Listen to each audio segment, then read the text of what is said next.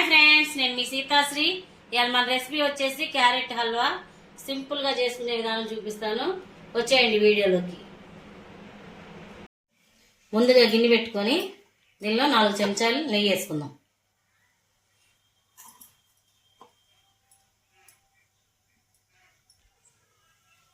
నెయ్యి కాగనిద్దాం. నెయ్యి కాగింది. 1 cup carrot ఇలా తురుముకొని పెద్ద పళ్ళతో తురుముకోండి. మరి సన్నగా తురుముకోకుండా ఇలా పెద్ద పళ్ళతో తురుముకోండి. మరి సన్న పళ్ళతో తురుముకుంటే మెత్తగా అయిపోయింది, బాగా టేస్ట్గా ఉండదు. ఇలా అయితే బాగుంటుంది. ఇది ఇందులో వేసేసుకుని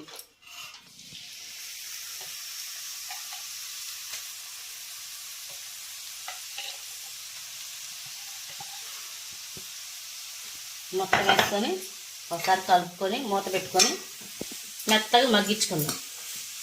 ఈ నేతిలో కమ్మగా ఆ వాటర్ ఏమైనా ఉంటే పోతుంది.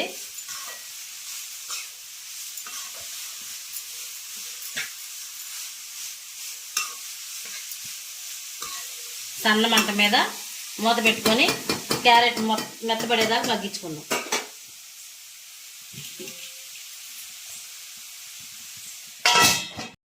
చూద్దాం ఫ్రెండ్స్, మధ్య మధ్యలో కదుపుకుంటూ ఉండండి.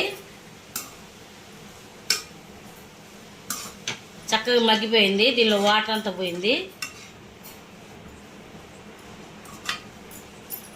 దీనిలో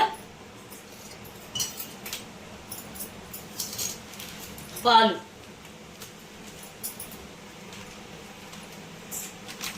కాచి చల్లార్చుకున్న పాలు ఇవి. దీనిలో 2 చెంచాలు మిల్క్ పౌడర్ వేసుకుందాం. ఈ మిల్క్ పౌడర్ వేయటం వల్ల మంచి టేస్ట్ వచ్చింది క్యారెట్ హల్వా.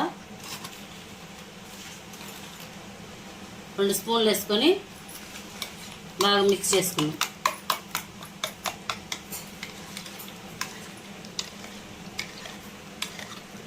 ఉండలు లేకుండా మిక్స్ చేసుకొని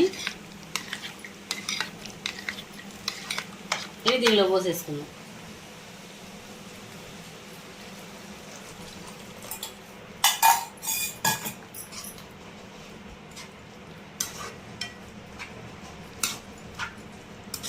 ఈ 1/2 లీటర్ పాలు అండి. ఇవి 1/2 కేజీ క్యారెట్కి 1/2 లీటర్ పాలు పట్టినాయి. ఈ పాలలో ఈ 1 2 నిమిషాలు ఉడకనిద్దాం. బాగా మూత పెట్టుకొని చూద్దాం ఫ్రెండ్స్. పాలలో చక్కగా ఉడికిపోయింది. ఇంక ఇప్పుడు షుగర్ వేసుకుందాం. 200 గ్రాముల షుగర్ వేస్తున్నాను నేను. మీరు మీ తీపుకు తగ్గట్టు మీరు వేసుకోండి.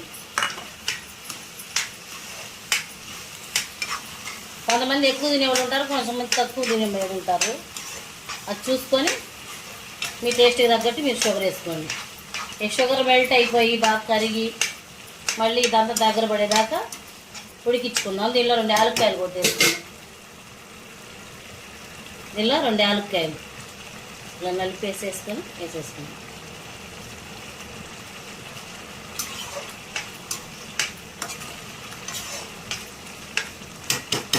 దీనిలో 2 చెంచాలు నెయ్యి వేసుకుందాం.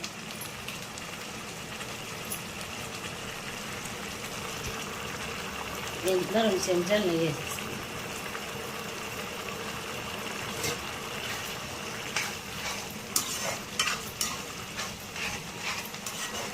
కుక్కర్లో చేసుకునే పని అయితే క్యారెట్ అంతా కుక్కర్లో వేసుకొని 2 విజిల్స్ ఉడికించుకొని తర్వాత ప్రెషర్ తీసేసి తర్వాత ప్రాసెస్ పాలు కలుపుకోవడం, పందార, ఈ యాలక్కాయలు వేసుకొని మామూలుగా ఇంకా ప్రాసెస్ అంతా ఇంతే చేసుకోవాలి.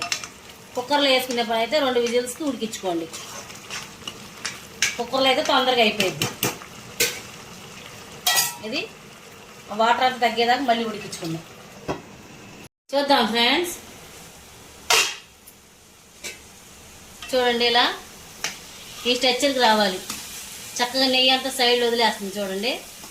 ఇప్పుడు దీనిలో జీడిపప్పు, బాదం పప్పు వేసేసుకుందాం. వేసుకొని బాగా కలుపుకొని ఇంకా ఎక్కువ ఉంటే గట్టిగా అయిపోయింది. ఇంకా స్టవ్ ఆఫ్ చేసుకుందాం. స్టవ్ ఆఫ్ చేసుకొని పాల పొడి వేసుకోవడం వల్ల మంచి రుచి వచ్చింది ఫ్రెండ్స్. పాల పొడి కానీ అదే పచ్చికోవా కానీ వేసుకుంటే మంచి టేస్ట్ వస్తుంది. ట్రై చేయండి ఒకసారి. ఇంకా స్టవ్ ఆఫ్ చేసుకుని సర్వ్ చేసుకుందాం. అయిపోయింది ఫ్రెండ్స్. నేను చేసిన క్యారెట్ హల్వా మీకు నచ్చినట్లయితే లైక్ చేయండి, షేర్ చేయండి, సబ్స్క్రైబ్ చేసుకోండి.